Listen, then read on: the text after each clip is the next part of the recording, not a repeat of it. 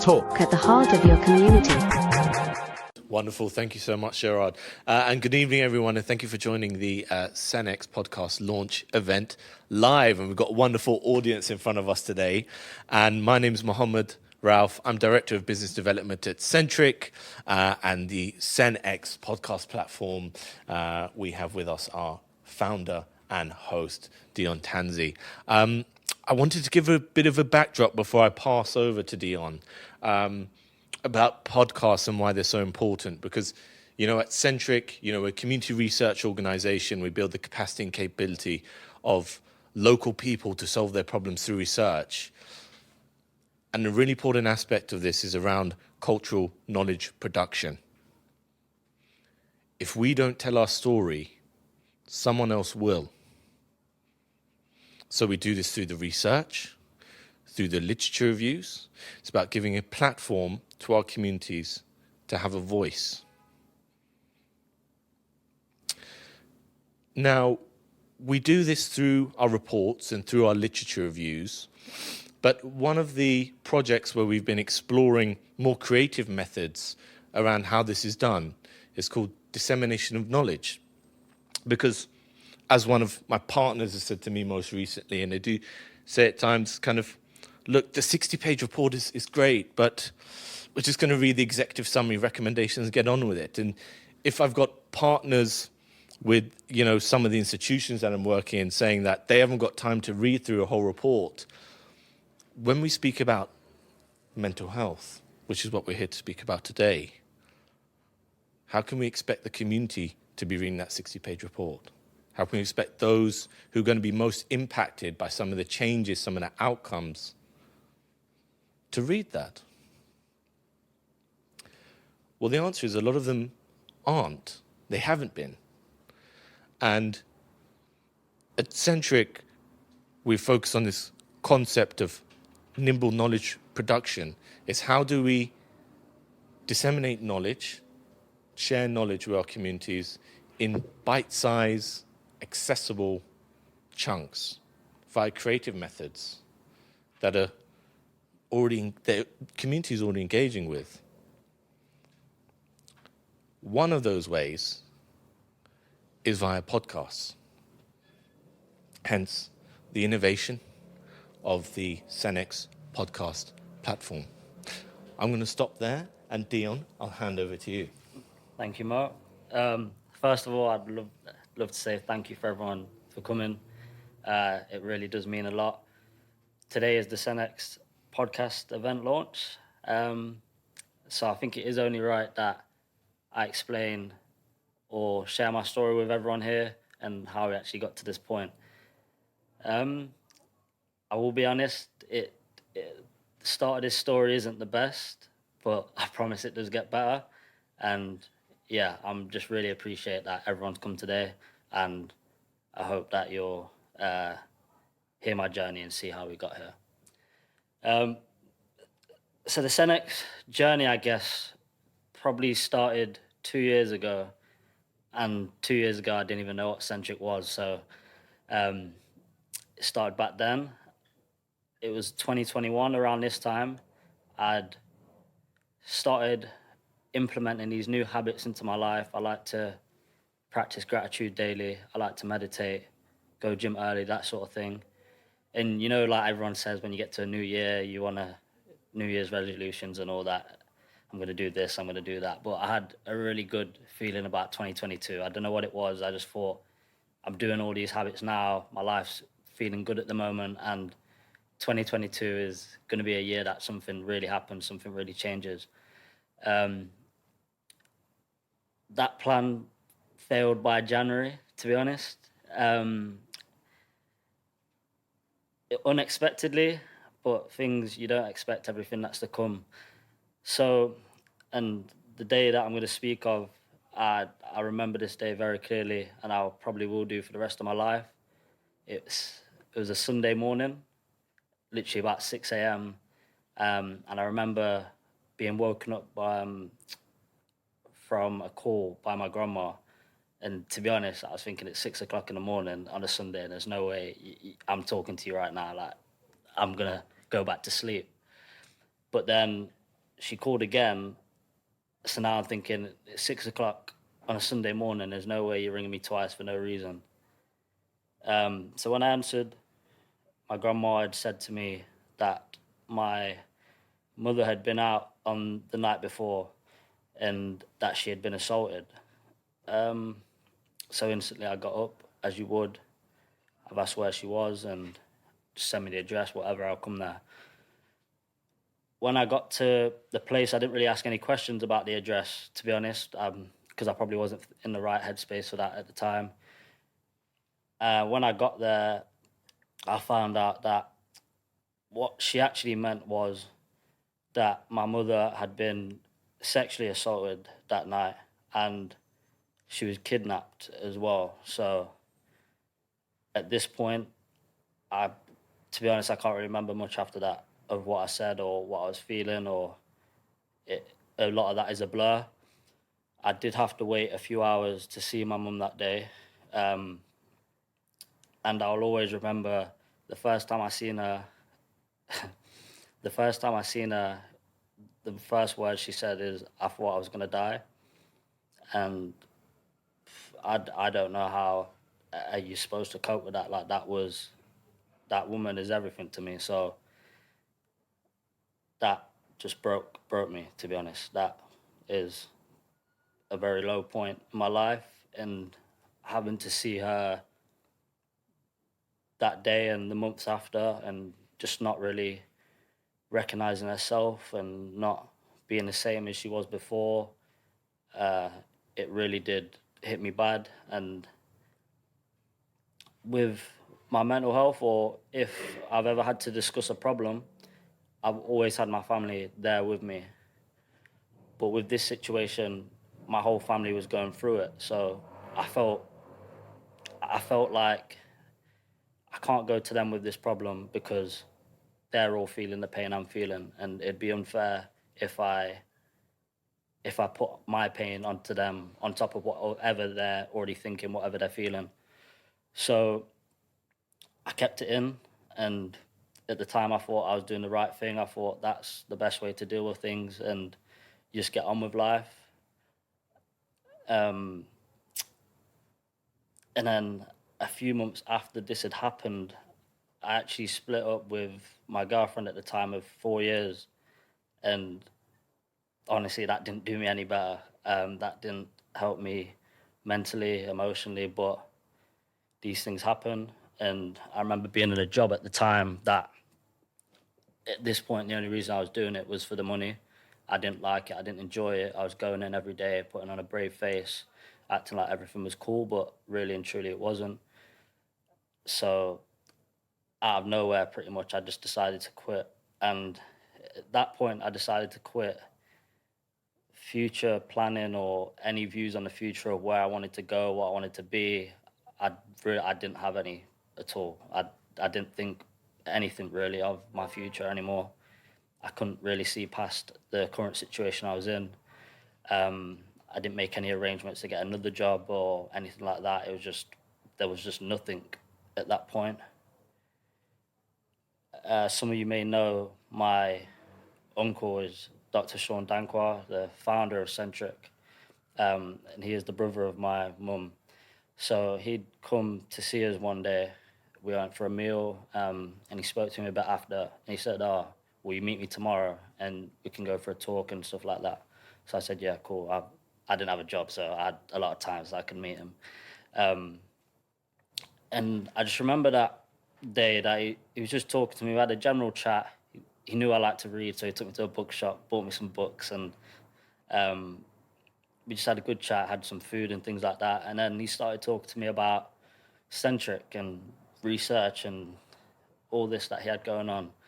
And at the time he was telling me, I actually couldn't think of anything worse. I just thought that research, I'm not going to be doing that. I'm not going around doing interviews, and the work, I don't think it's going to be for me, to be honest. But then he added in that they had blogs and things on a website explaining what Centric was, the work they were doing. And he said, "Why don't you just read them?" Because he knew I liked to read. So he said, "Why don't you just have a read of those and just see what you think?" I did have a read. And quite surprisingly, I actually liked what I was learning about. and I thought, you know what, this actually sounds really cool. But the only thing that I didn't really see is where the youth fitted in with what he was doing, and it didn't really seem that there's a lot of youth work involved in it. At the time, they did have a youth division coming up, but it wasn't a definite or anything solidified. So I said I'd sort of give it a go. I'd come in and I'd see what it was all about. He knew I didn't have a job at the time, so he also asked me, like, really and truly, like, at some point you are gonna have to do something, and asked me if I had any ideas of what I wanted to do. And I'd thought of an idea where I wanted to go into schools, and I wanted those habits I was talking about, that daily gratitude, meditation, things like that. I wanted to go into schools with a program where I could teach that to kids in the schools, preferably secondary schools, and I thought that'd be a really cool idea. And I decided Sean encouraged me to set up a company for it, and it was called Real Life Curriculum. And for the rest of 2022, because I think I met with Sean in about August, that was all I was planning for. So January 2023, I was going to start Real Life Curriculum. I was going to reach out to schools in December and get all of that done. With Real Life Curriculum, I probably got to December and I hated the idea of going into schools completely. I didn't want to do it, and I just something didn't feel right about it. But at the time I was watching a lot of podcasts, so I thought, what if I just started a podcast instead? And I spoke to one of my friends and I said, would you like to host a podcast with me? And he said, yeah. So we decided that will be the new route that we go down. So instead of launching in January, we'll give it a month and we'll launch in Feb. So Real Life Curriculum, we actually recorded my first podcast with mics like these.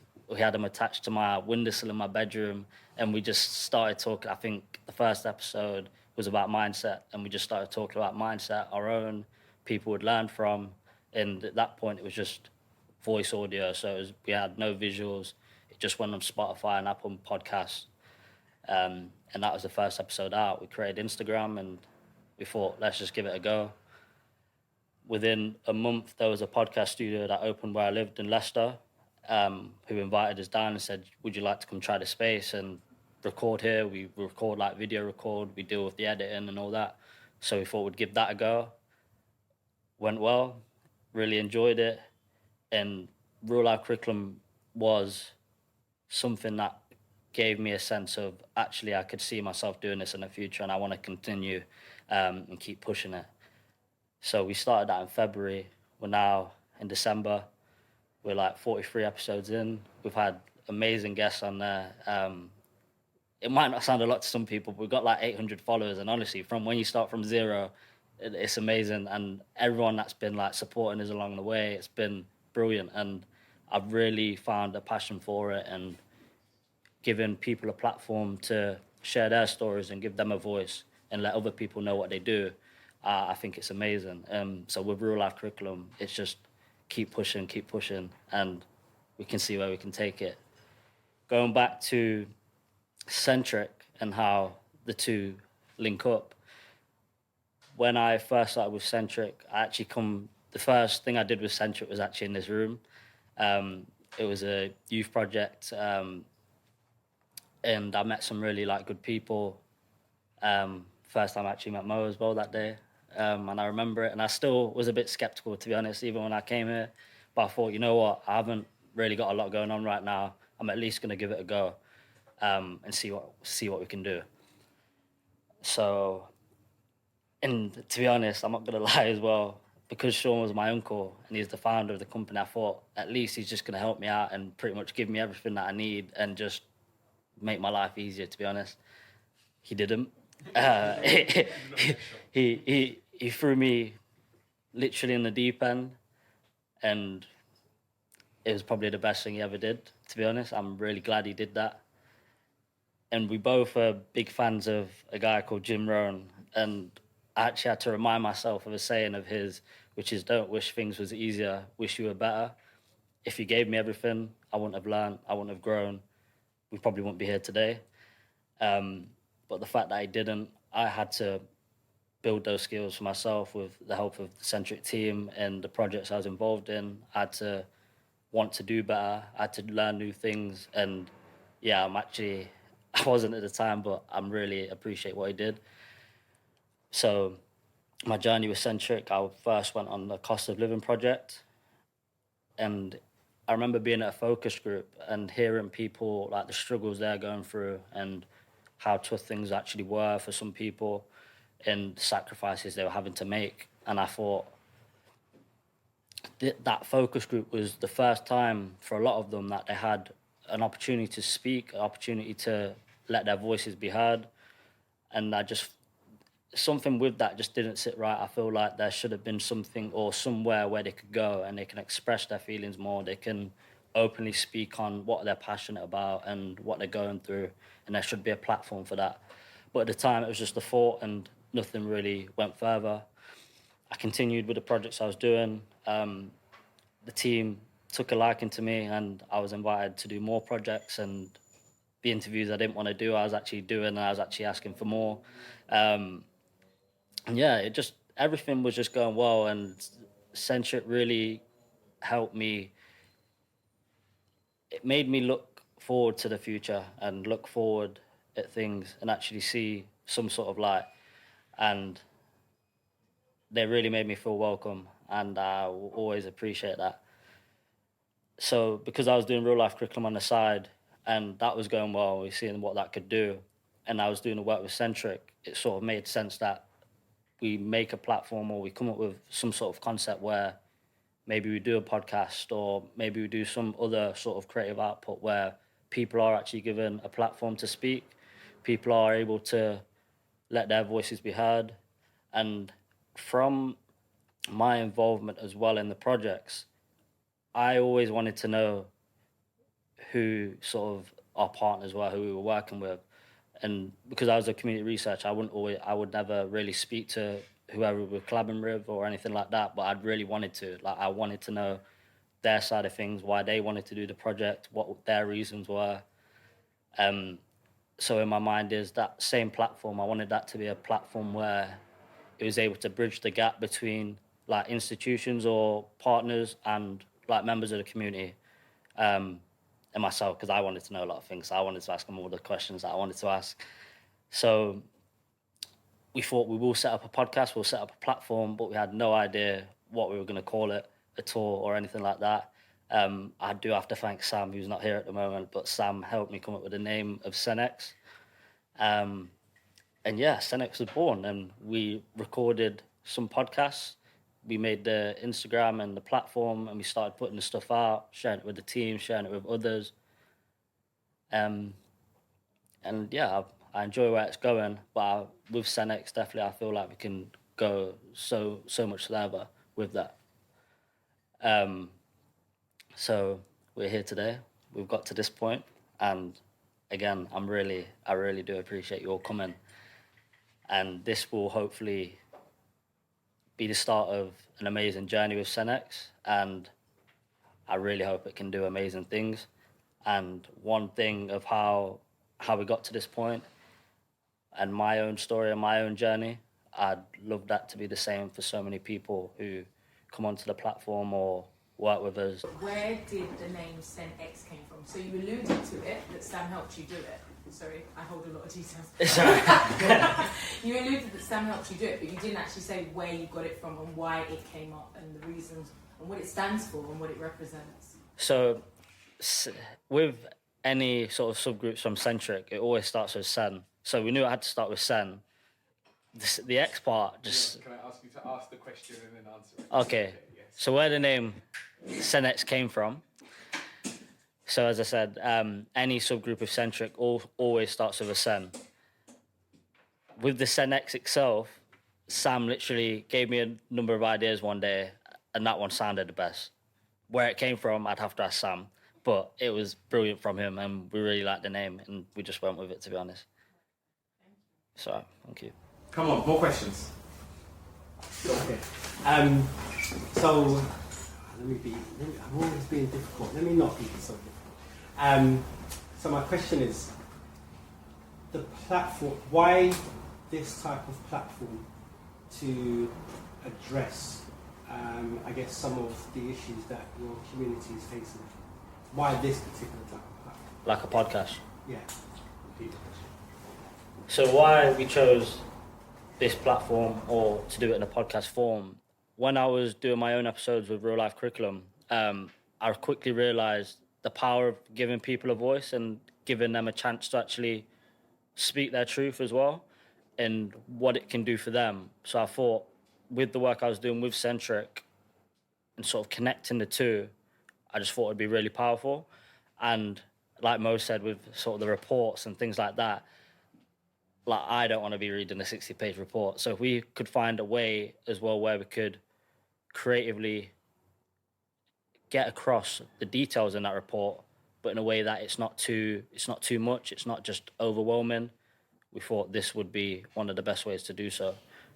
Dion, could I add to that? Because sorry, I'm going to add to that. No problem. Yeah, so I think it's really important what you've said. And upon reflection, in Centric, something that's really important to us is around like ideation within the team and actually having those conversations around a given topic. And I think for me, upon reflection, like watching back some of the podcasts that you've kind of already done up until this point, it really brings the work to life that I think can't be done in a paper format or in any other format. I think actually bringing, whether it's partners, whether it's members of the team, like actually sitting down, having that conversation around a given topic. When we did the podcast with Annie Norton from the Integrated Care Board, Rebuilding Trust, it brings a different, I think, understanding of the nuance of the topic, Yes. which I think is important considering what the type of topics that we explore. They're so complex. Everyone has a different perspective. I just want to add that. No problem. I have a quick question for you both. What is your proudest moment in Centric? What is the proudest thing that you'd love to tell the world that Centric has done or stands for? Repeat it. And can I have a question after? Yes, indeed. Mo, I'm going to let you go first. Dion, you need to go. Okay. You need to go first. My proudest moment so far, probably this current moment, because it sort of brings the whole journey together. And this time last year, I wouldn't have seen this happening. So I'd probably say this current moment is definitely the proudest. Can you repeat the question? What my proudest moment in Centric is, there isn't one because there's just loads of different ones along the journey. So I remember when I was first starting doing interviews and, we're here speaking about mental health today, and I understood the importance of giving others a voice, but actually it helped me to bring out my own voice, because some of these issues growing up, cultural stigmas, we don't talk about it.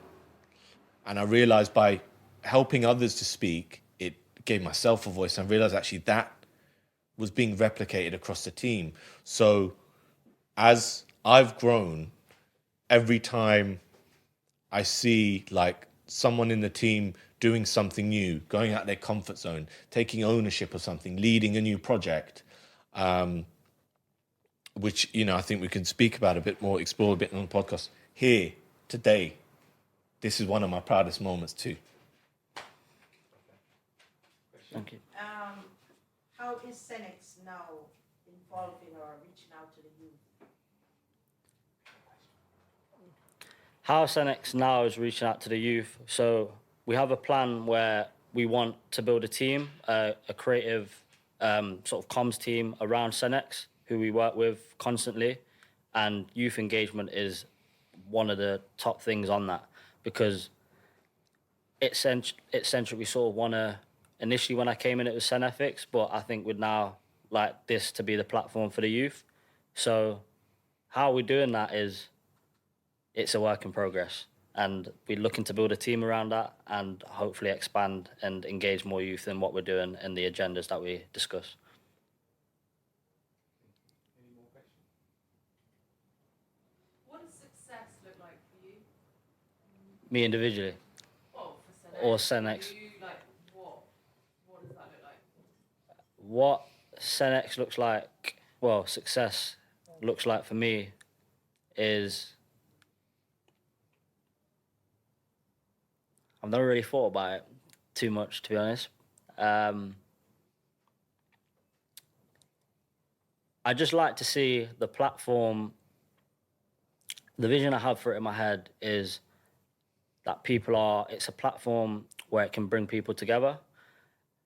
People's voices are being heard, and I'd love for the fact like institutions would see it and partners that we work with see it and realize what the power of it is and be able to help us grow with that.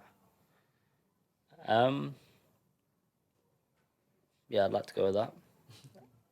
Cool. Mo, you? What does success look like? For me, I think it's building upon the work that we've done, scaling and replicating. Nationally, internationally, what we're already doing with Send Giving. You know, I think in terms of Cen-X, you know, is Dion, I can see you managing a team of hosts, hosting different Cen-X podcasts in different nations. You know, on a monthly basis. I think you could turn it into a show. It kind of becomes a show in that way. I think there's so many possibilities, and I think, you know, through what I've learned on this journey so far, that there is nothing that we can't do. It's what we put our mind to, and we will make it happen. And I think Centric, Cen-X is already a testament to that. And it's looking at what's the next mountain we're going to climb, and we'll work out how we're going to climb it. Any more questions? No? Yeah, one more question. Final question before we shoot. Yeah. I'm going to challenge you now. What do you think differentiates Cen-X from other podcasts? So there are other podcasts that have chosen, I guess, similar audiences to yourself, and are quite topical. There are podcasts that frame their topics around mental health, well-being, progression, success, intersectionality, all of these different things.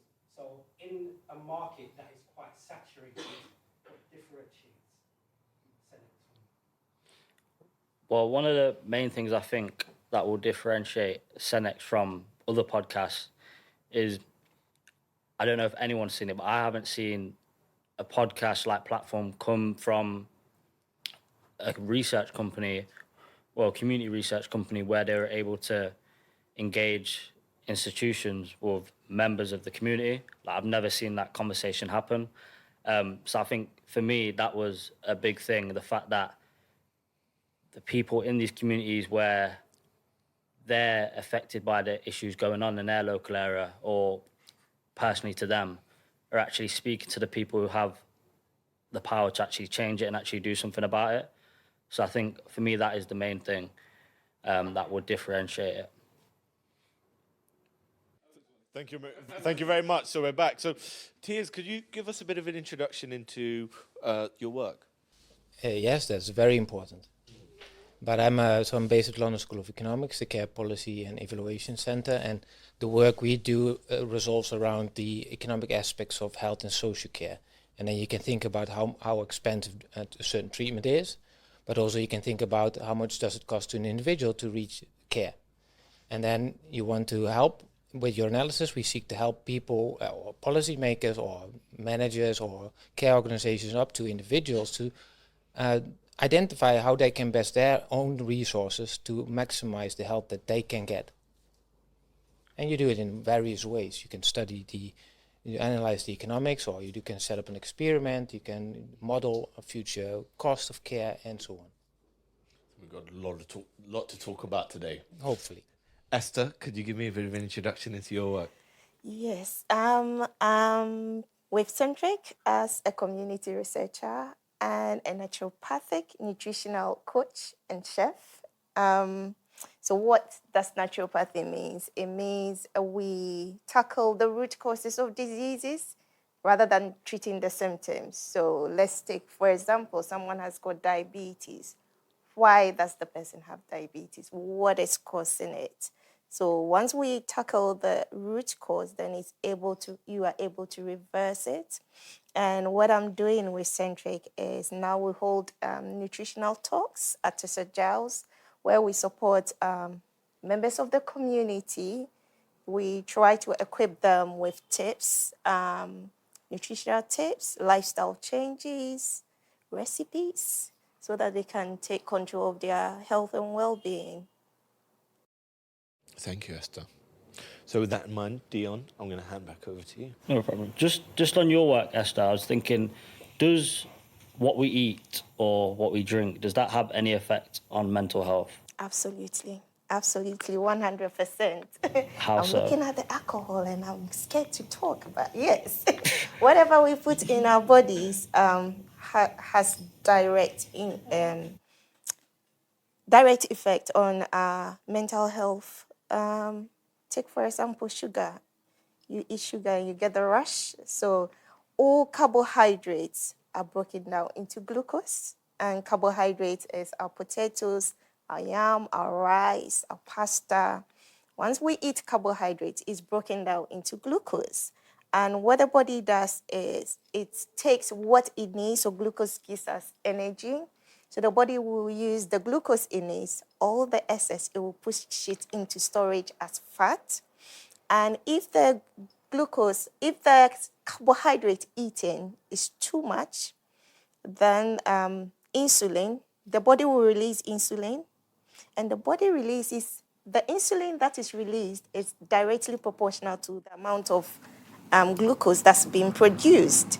So if the glucose is too much, a lot of insulin will be released, and insulin will push so much into storage that you get a dip. That's why sometimes you finish eating and you have the sudden surge of energy, and after about 10 minutes, you feel sleepy. If this goes on for a long while, the person becomes depressed. So that's in a short way how directly what the person has eaten is affecting his mental state. And so is sugar. Same as alcohol, unfortunately. Definitely something I needed to hear. Not technically what I wanted to hear, because I really love sweets, to be honest. I can't lie, sweet tooth's crazy. But yeah, thank you for that, Esther. Tiz, I wanted to ask you if, with the work you do, does mental health come up a lot, or does it come up as any part of that? Yeah, so we study care, and mental health is one of the prime burden of disease. That's and we study around what the economic aspects are there. So how does mental health prevent you from participating in the workforce, or how much care do you need, etc. So mental health is a very important subject. And I see a lot now, more places, more organisations sort of encouraging people to sort of speak out about mental health or anything like that. So for yourself, how important do you think it is to actually speak out in regards to your mental health, or if you are struggling with anything? I think it's important, particularly if you seek to achieve improvement in your mental health. Like if you want to keep quiet, you'll be quiet. But if you think that it leads to better outcomes for you, the first thing you need to do is identify that you might suffer from something, and then reach out. And the idea is indeed, and research shows that also, that, and you talked about it in your example earlier, that in the condition of mental health, you might prevent yourself from doing stuff that could bring you forward in your life. You don't seize the opportunities that might be out there, educational-wise, job-wise, well-being-wise. So yes, it's important. And could I jump in and ask, because you mentioned the cost. What's the cost of, I guess, either not being diagnosed, or the cost of mental health around that aspect that you've just mentioned? Of not calling it out? Yes. Well, you'll suffer. Well, the first cost that many people have in mind is that you might have to seek therapy, right? If you take it in a broader context, the cost of mental health is, just as I mentioned, people are less able to to educate themselves or find proper work or stay in their jobs, which to that is costly to them, and you can also argue that it's costly to a larger community or society. But I think you always have to look into it initially from your own point of view. And that goes back to also what the cost of mental health is. So you can even include a proper nutrition as a cost component. Those who are for whom healthy nutrition is more expensive are more likely then to suffer from mental health, and then actually are less likely to overcome mental health because they don't have the finances or the resources to find proper food. And I was going to ask you, Esther, in terms of if someone is struggling, in your opinion, where would you say the best place is to go, or the best place where you can actually voice what's going on, what you're feeling? Best place to go, I'll say start with your immediate family. Anyone who will listen, because you will never know where help can come from. I will take a typical example. A friend, we were just chatting, and she was like, I had a really rough night last night. I'm like, what did you eat? And she was like, what has that got to do with what I ate? I'm like, oh, it's a lot. So she told me, and it was carbohydrate dense. I'm like, this can affect your mental health. That's why you had the rough night, because remember when I explained how glucose is broken down, when you get the dip, it can wake you up and interrupt your sleep, and you wake up. So ideally, when you have a good sleep, you should wake up refreshed and energized. But if your sleep is not good, then you wake up and you feel lethargic, you feel tired. So just by talking about this, we went into what she had eaten. She was like, oh, I didn't know that. And so anyone who will listen, I'll say, talk to them. But I think, isn't that the barrier sometimes, especially, look, I can speak, I'm a kind of Muslim Pakistani man. Culturally, there's a stigma around speak. So it's interesting you mentioned, like, go to family first. Actually, it's not spoken about. Typically, traditionally, it's not spoken about at home in the family.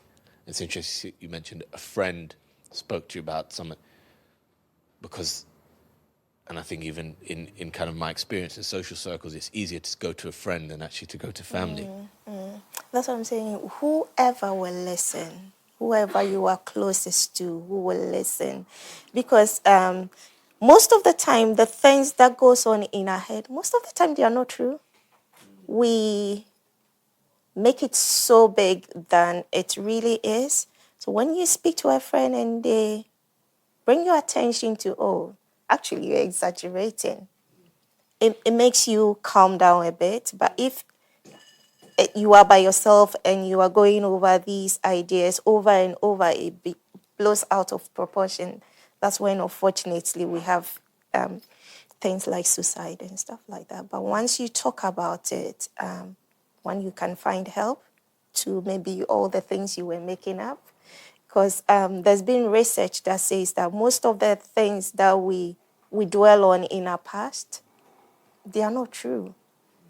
We keep repeating things and blow it out of proportion, and it becomes so much that we think we are the most unfortunate people in the world. But when you talk about it and you hear even someone's story, you realize that actually I'm blessed. So talking about it is definitely very important.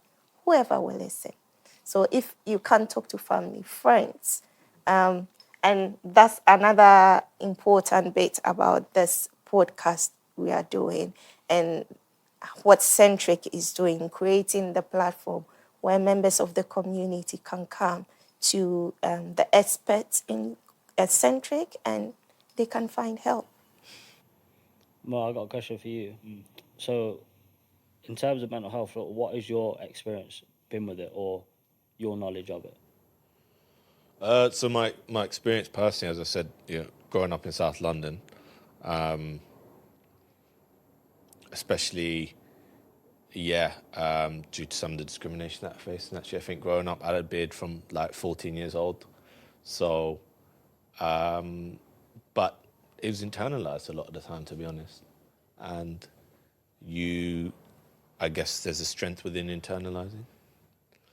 And that aspect that I think I discussed in the intro about being able to give others a voice through the research then made me more comfortable, I think, understanding kind of some of the impact of those experiences on myself. But then I guess going into the research aspect, I mean, we've recently concluded some research with King's College Hospital Foundation Trust around the Vital Five. And mental health continues to be an area that people are not comfortable opening up about with practitioners. I think there are a number of key influencing factors into why they may not be comfortable in a consultation room. As some of them have expressed, as some of the research participants expressed, a perceived feeling of a lack of care or empathy. And if you don't feel cared about, how are you then going to open up about something that's so deeply personal to you?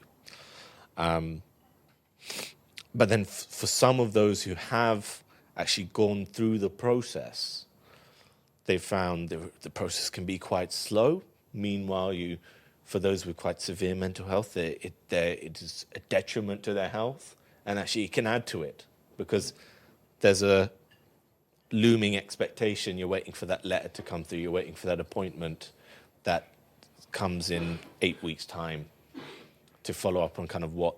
And then I think and Tia's, we were speaking about this, I think, before we started, that even when there is when you get access to services, sometimes there's a limited number of options available. And if you're at a lower income bracket, you're just confined within those limited options. Yeah, I think you want a purpose you might have as a society, that everybody has equal access or an equal partner to be able to speak to, who is empathizing, who is understanding of your needs and understanding of how you communicate.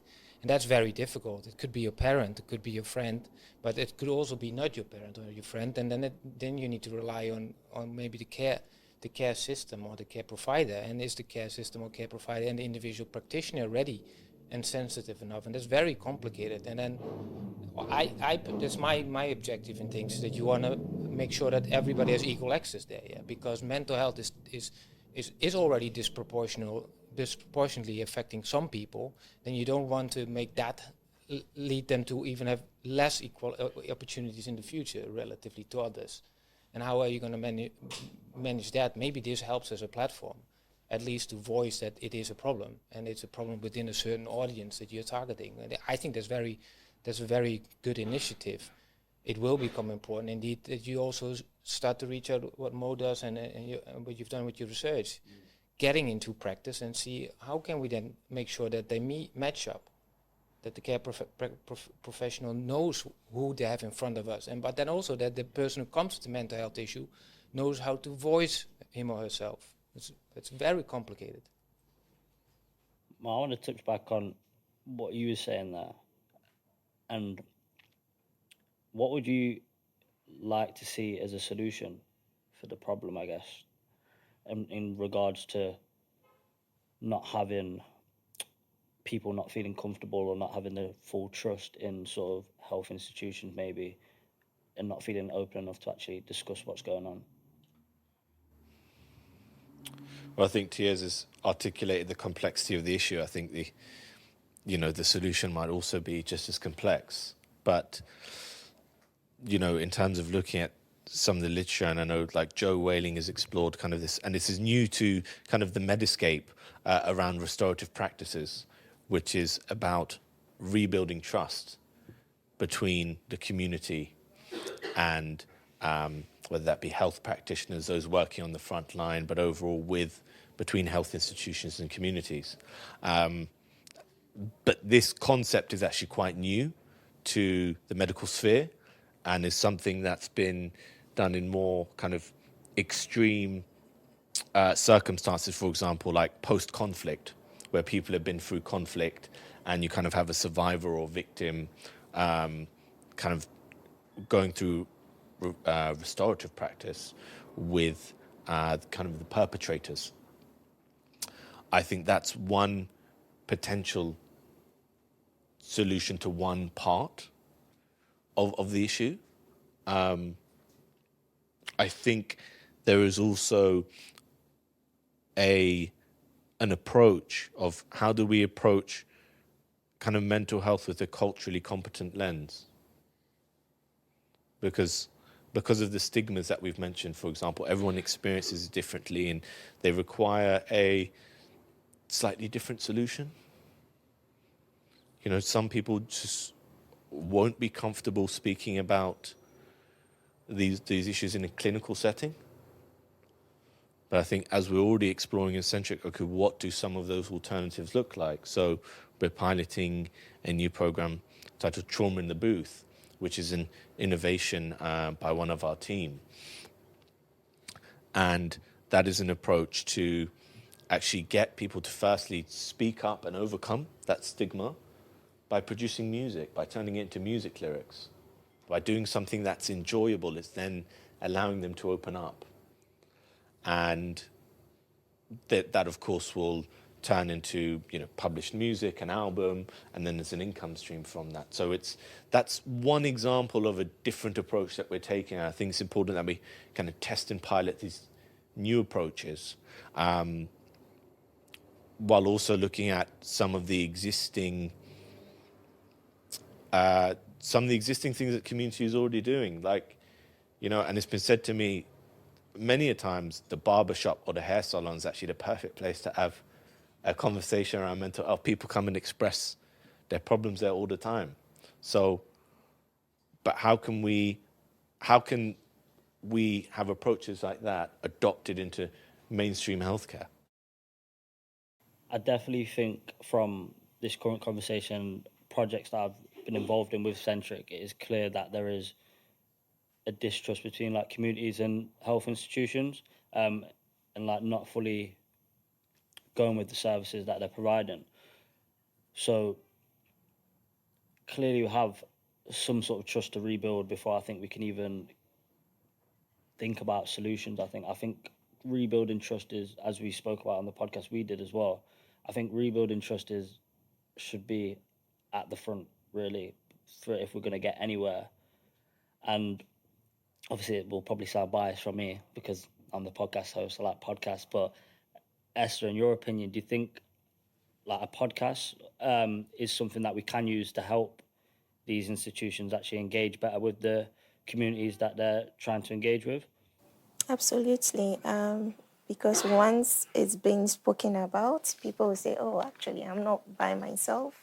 Other people are going through this, and through that, it helps others break their ice and feel comfortable to talk about it. So I feel this is creating the platform and also making it easier for people to talk about mental health. That it's not a stigma. Brain health is very important. So once people see that someone who looks like me is talking about their trauma, their experiences, then it makes it easier for others to also open up and talk about it. So I think this is a really good platform and in the right direction to help curb the stigma attached to mental health. And in your experience, have you actually seen any platforms that are currently doing that at the moment? No, not that I know of. I know of Dr. Daniel Amen. He's in the US, he's a brain expert. He's the one I know who is doing something like that, but he teaches what people should do in order to have a good brain health. But not that I know of that anyone doing what we are doing. So, yeah, I feel blessed and to be part of such a great initiative. Yeah. And Tiz, would, again, just firing the question to you, do you think that a podcast or a platform could be a good way to start rebuilding that trust between like these health institutions and members of the community? I think a podcast is a good thing. I do think that there are things out there similar already, maybe not for a specific target or an audience that you seek to target. Whether or not it will lead to a rebuilding of trust, I think that's a very, very big ambition. I think you should, if we talk about knowledge dissemination or implementation of stuff, which is also part of my work, you need to be very clear and very specific, but also in a way narrow in your objectives. So you have to be very careful in what you set as a first goal with the podcast. I think voicing stuff, I think it might be a perfect thing for it to do. And then you can find 1,000 ways to do it. Whether it leads to trust building, well, a first thing with trust building, and that goes back to your story about conflict resolution, is you have to have partners who set as a common goal that they want to establish mutual trust. And whether or not a podcast leads to that, that's a bit far-sighted, right? So think smaller. The fact that you have people here in the audience also that come from different backgrounds with different experiences, that's already very awesome. And that's an accomplishment in itself. And that we speak out, that's an accomplishment also. But to go all the way further and then envisioning some system change or something is a bit far ahead. So think smaller, and then actually you will be much more successful, I think. And with the work you do, have you seen taking smaller steps instead of just going straight for the goal, like the big goal? Does that work in what you currently do? Well, the research shows that. So if you want to accomplish change in practice, for example, it's the small things that matter. It's the having pioneers in place, a leadership that is supportive of change. Well, that's how I would see this podcast, or I'd see the research organization Centric in itself. It's a pioneer in establishing that a voice needs to be established for a certain community, perhaps, through research. I think that's really awesome. It's a very nice initiative. And the literature shows you need to start very small, and then hopefully it leads to something. Might also lead to nothing. I hope not, but no, but then at least you've been busy. True. No, but it's awesome, right? Thank you. Mo. Well, I just wanted to if you've got a question, here's another question, because so you said kind of that leaders and the pioneers as one element, but then I guess inherent in what you were saying, I was asking myself the question, well, then do we need leaders and pioneers like working within the different institutions, like at a systems level, to connect with? Yeah, but you are working in the system and you are pioneering. So you could be the leader and the pioneer in this care system. Through the way in which you work, through the way in which you combine it with the podcast and the idea for research, and the audience you seek to target. So I think that's a perfect start. Let's say, well, how much else can you do? You can't start already a claim. An ideal situation would be that you ask for huge amounts of funds to change everything and the perception of everything of everybody and everybody's behavior and knowledge and insights. You can't that's impossible. So this is a very nice start. And then just see how it goes and expand and do it thoughtfully. Line up the podcast with the work that you do in terms of research and establishing the relationship with institutions. And through that, indeed, bring in the podcast to show this is my audience. I have a reach. We are able to voice a certain voice. Can I say something? Back to your question, whether podcast is the way forward. And there's this guy who was on Ellen's show, the guy who committed suicide. I don't know if anyone knows his name. I don't remember his name, but he was so bubbly, and he'll do dances and stuff on the Ellen DeGeneres show. No one knows about him. There was this guy on the show, Ellen's show, but he committed suicide. And the day before, he had been on the show, danced all bubbly and happy. And when he committed suicide, people came out talking about their mental well-being. And, Ellen's show is such a broad show, and it opened the platform for people to talk. People you wouldn't think are going through stuff. Like Mo said, most people in our background, the BAME community, they are stigmatized when they come out to talk about their mental health. So they internalize it and don't talk about it. But since we are doing this, I believe it will create the platform and open up so that more and more people will start talking about it. Interesting question. And I actually want to work out that for myself. But yeah, I would like to thank everyone. Tears, Esther, thank you for agreeing to come on. We are going to close this section of the podcast. Mo, thank you for being here on there with me as well. Obviously, the audience, thank you all. And yeah, thank you. And that'll be the close of that. Thank you.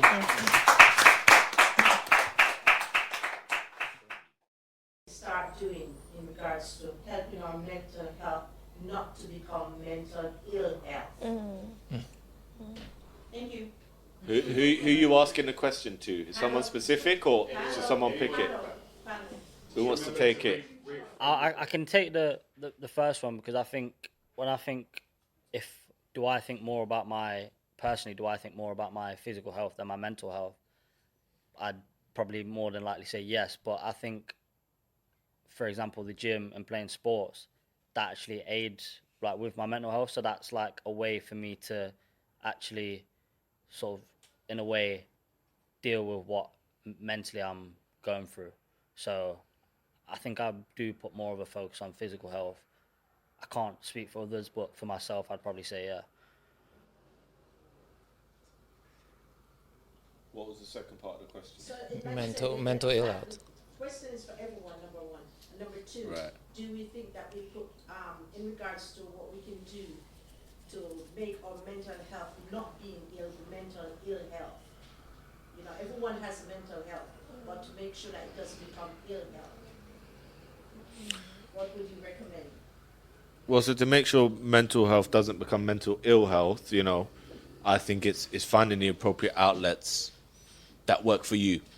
I think everyone has something that works for them. Some people may stay in on a Saturday and read. Yeah. Some people may need to have a live social life and be around people and just be having a good time. I think there are different influencing factors, as for example, I think Esther's highlighted. Yeah. You can't eat fried chicken every day like me. Yeah, it's probably not going to help your mental health. Yeah, so you got to be very careful about what you eat, what you drink. I think who you associate with yourself around. As I say, aren't some of your 4 or 5 closest friends? Yeah, I think that has a part to play. And acknowledge if you see yourself having an issue, that you hold yourself accountable. Okay, what am I going to do about it? Or am I just going to let it deteriorate? Or am I going to take action myself and think, I'm not sure what the solution is, but I'm going to work it out?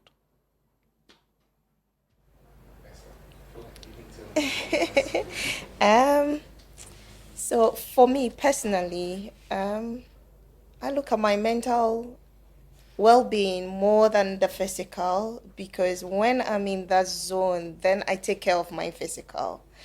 And I've realized it's so with almost everyone. When their mental health is not up there, is not at a state where they are in tune and happy with life, they let themselves go. How do we make sure our mental health doesn't become mental ill health? Is by looking at health in its totality. So your association, what you eat. I will take the blue zones. I'm so passionate about the blue zones. So these are 5 places in the world where people live the longest, the happiest, healthier lives. And one of the things they've realized is when people have connection with their society, belonging to a group, religious group or non-religious, but belonging to a group where you meet at least once in a week, family, sense of family, where you are in contact with family, you have a bond with them, you are happy with your family settings. We make our families, so it's not just your blood family. When they take care of the things they eat, they move a lot. So if we look at this in its totality, then we ensure our mental health is always up there and it doesn't become mental ill health. I hope that helps answer your question. Any other questions? Tias, do you want to respond to that? How you make sure that mental health doesn't turn into mental ill health? Oh, I'm not a doctor or a psychiatrist. I'm an economist or a management scientist. The only thing that is about commonality is what is interesting to see is that in certain countries where, for example, there's a more social bonding and then through taxing, like in the Netherlands or in Sweden or in other Scandinavian countries, there's a larger amount of reporting on happiness. So one way by which you could potentially make sure that mental health doesn't turn into mental ill healthness is to create more social coherence and maybe institutionalize that. Sorry, it may seem quite controversial, but I'm just going to put it out there. Don't you think that the more we focus on mental health nowadays, the weaker the generations are becoming? How do you find the balance? Because I'm not saying it was right, but there was a fortitude that came in. There was a strength. And most of the youth nowadays can't manage real world, can't manage real life. And we're so busy focused on, oh my God, how do you feel? How do you intend to use your platform to ensure that there's a balance? If you don't mind me asking. Yeah, it's funny you say it because I've actually thought about that question a lot, and the answer is I'm unsure because I feel like the world we live in. Repeat the question, please. Yeah, you've thought about it, so just repeat the question. Okay. The question is a long I want to use you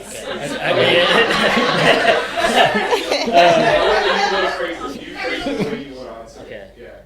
So, how I think, where is the balance between should we just be stronger, like we once were, essentially, or should we be falling into, we've got mental health now and sort of using it as an excuse in a way, in some bits.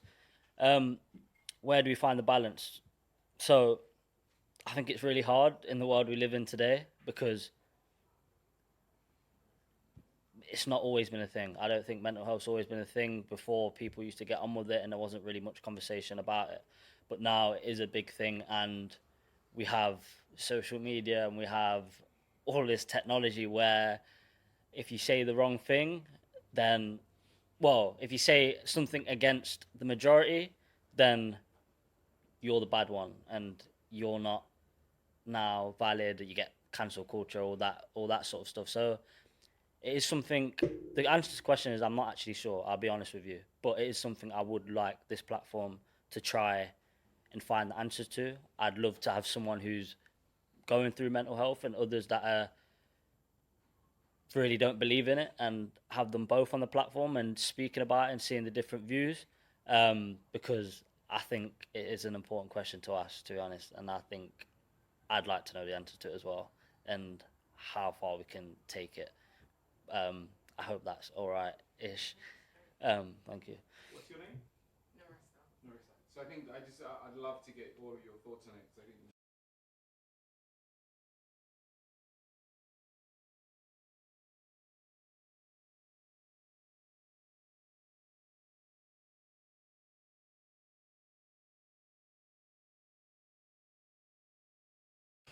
So is mental health an excuse for the kind of the younger generation? Kind of this lack of kind of being toughening up, I think, as it was when I was growing up. I think one, social media definitely has is a key part of this, because people can sit at home and earn a living and they don't have to leave their bed.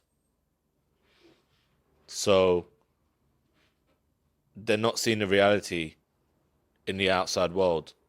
And that sometimes can, from a mental perspective, kind of, you're not coming up against those obstacles. You know, when we're growing up, because I grew up at the time of social media started to expand, but when you're out there on the street day to day, when you're having to get up at 6 a.m., go to the office, yeah, deal with that passive aggressive, whatever's going on with these colleagues here, yeah, deal with that. Okay, you didn't even want to be there in the first place. You got to come up, you got to do it again the next day. You got to do it again the next day, yeah. The little money you have, you got to make sure it's going to the family. You're taking care of people over there.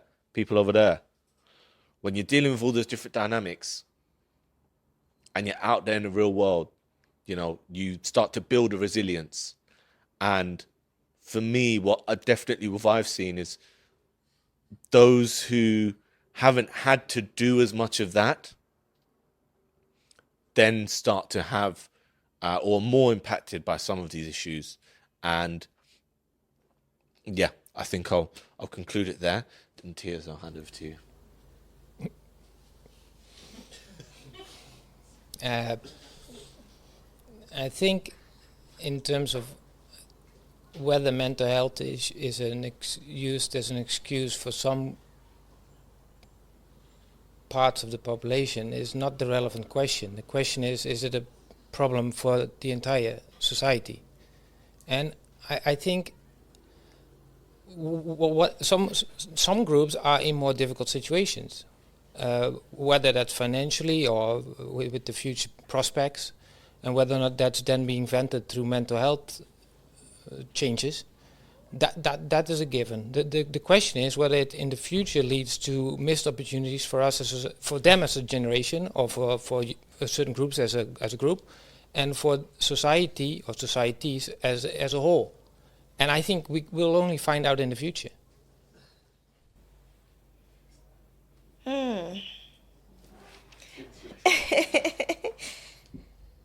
I feel we, the older generation, are the reason why these young people are going through what they are going through now. I've got an 11-year-old, and I watch him and his friends, and they can play all day on the computer. So they will call each other, organize play dates online. And I look at it and I'm like, where's the social connection? So what I do is I call the moms and I make them go into each other's homes so that they have the social interaction. Yeah, someone might curse here and there. You talk to them and they stop. But when they are online playing, it's interesting the things the children do. So I feel we have to help them. Otherwise, the future for this younger generation is scary. And like Mo said, because of online, how should I say it? Employment, or what? Just being able to live in online. And living online, people don't have. So we come back again to the social connections. If we're able to interact with people, then you get to learn how to live with others. You get to learn how to manage your emotions. You get to learn how to live, really. So I feel we need to help these children interact more with society, get them out there, so they don't become online. That's a word, online babies. There's a word for that. But yeah. So we have to help and end that. Good evening, everybody. My name is Cezanne Poetess. I'm a visual and spoken word artist and author of the novel Journey of a Sister, which features my artwork and poetry. So how many dedicated writers do we have here today? Show of hands. Closet writer. Stuffed it in the drawer. Okay, so this poem is called A Dedicated Writer, and it requires a bit of audience participation. So see if you can fill in the gaps, okay? I want to hear you. Okay. I am a dedicated writer. A dedicated writer puts their writing first. When the inspiration's flowing, they flow along with it. They yield to the spirit and write. Even when it's inconvenient, they stop what they're doing to write. They could be walking down the street when the bolt of inspiration strikes like lightning. And then they know they have to reach for their paper and pen and write. They could be shopping, cooking, cleaning, washing the dishes, showering, sleeping. But when it happens, they know they have to stop to write. A dedicated writer gets up in the middle of the night to write. They leave ink stains on their sheets as their pen makes love to the paper all night. They could be writing poems, songs, or best-selling books. Doesn't really matter. As long as they're writing like a junkie needing their next fix, a writer just has to write. A dedicated writer writes and writes and writes and writes and writes and writes and writes. To a dedicated writer, writing is like making love. They get off by writing. To a dedicated writer, writing is like giving birth, hard, pushing. But when the beautiful baby, the end result, is born, it's worth all the pain. Writing can be quick and painless too when the inspiration's flowing. This poem was written in less than half an hour at 5 o'clock in the morning. Time's up. A dedicated writer also knows when to stop. Thank you. Thank you.